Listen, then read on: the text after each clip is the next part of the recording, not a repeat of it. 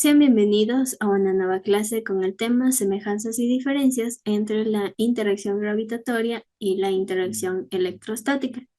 Bueno, nosotros a través de las anteriores clases hemos visto las distintas interacciones gravitatorias, por ejemplo, a través de la ley de gravitación universal, la velocidad de algunos satélites, etc. Y la interacción electrostática a través de la carga eléctrica, el campo eléctrico y todo en base a la energía electrostática.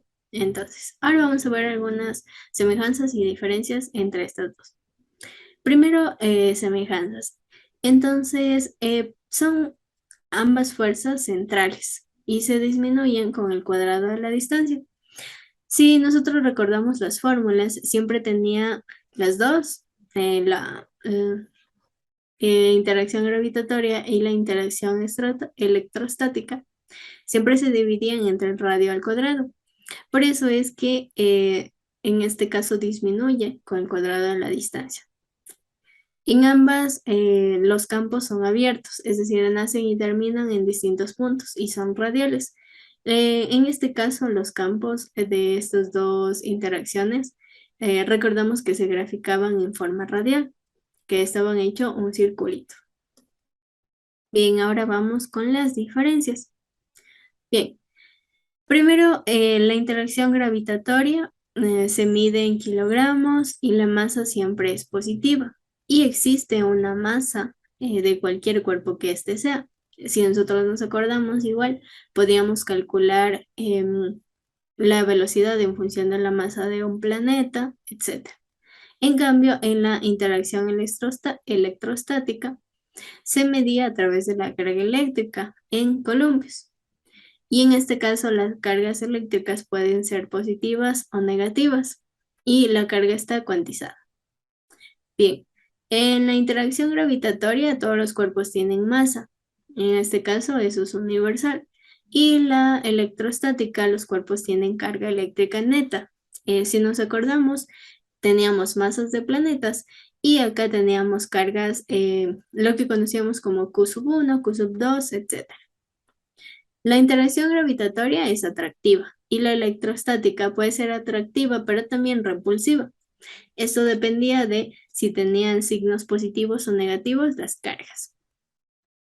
Y bien, la constante de la interacción gravitatoria era la constante de gravitación universal y la denominábamos en el sistema internacional con el valor correspondiente. En cambio, en la interacción electrostática, esta constante K dependía del medio en que se encuentran las cargas. Igual estaba definida en el sistema internacional. Bien, en este caso, luego en la interacción gravitatoria, la intensidad de la interacción era débil porque solo se apreciaba en los cuerpos que tienen gran masa. En este caso nos acordamos igual de los grandes planetas que tenían mayor masa y según eso existía una interacción entre otros. Y en cambio la interacción en la interacción electrostática era bastante fuerte. ¿Por qué? En este caso nos acordamos que las cargas eran bastante pequeñitas porque tenían unidades en microcoulombs, que era 10 a la menos 6, es decir, un valor súper pequeñito, pero que igual tiene interacción. Bien, luego tenemos el movimiento de los cuerpos. En el caso de la interacción gravitatoria, las masas dejadas en reposo en un campo gravitatorio siempre se mueven en dirección y en sentido de campo gravitatorio. Esto se puede apreciar igual dentro del planeta a través de la fuerza de la gravedad. En cambio, las cargas eléctricas dejadas en reposo en un campo electrostático pueden moverse en sentido igual o contrario al del campo eléctrico. Esto siempre va a depender igual del signo de la carga que estemos trabajando. Bien, y finalmente, las unidades, en este caso en el campo gravitatorio, eran newtons sobre kilogramos y en el campo electrostático newtons sobre coulombs. Bien, vamos a poner un ejemplo para graficar todas estas diferencias. Supongamos que tenemos estos dos cuerpos. En este primer caso, tengo dos masas que están trabajando, en este caso, a través de la fuerza gravitatoria. Y aquí tenemos dos cargas que están trabajando en la interacción electrostática. Primero, en este caso, tenemos masas y acá tenemos cargas, que esa era una diferencia. Luego, las fuerzas gravitatorias siempre son atractivas, es decir, este cuerpo 1 se atrae con el cuerpo 2. En cambio, aquí tenemos dos cargas positivas y nos acordamos que positivo y positivo se repele, negativo y negativo se repele, solamente se atrae si aquí estuviese positivo y acá negativo, o al revés.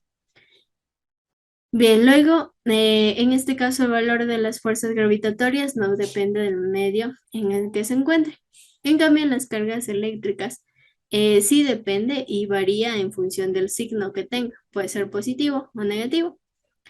En las fuerzas gravitatorias son importantes cuando al menos uno de los cuerpos es mucho más grande. En cambio, en las cargas eléctricas, pues ya habíamos dicho que son cuerpos bastante pequeños, en unidades moleculares que son pequeñitas y solamente depende del signo de las cargas. Bien, esas son algunas de las diferencias observables entre estas dos interacciones. Hasta aquí llegaremos con esta clase. Muchas gracias por su atención.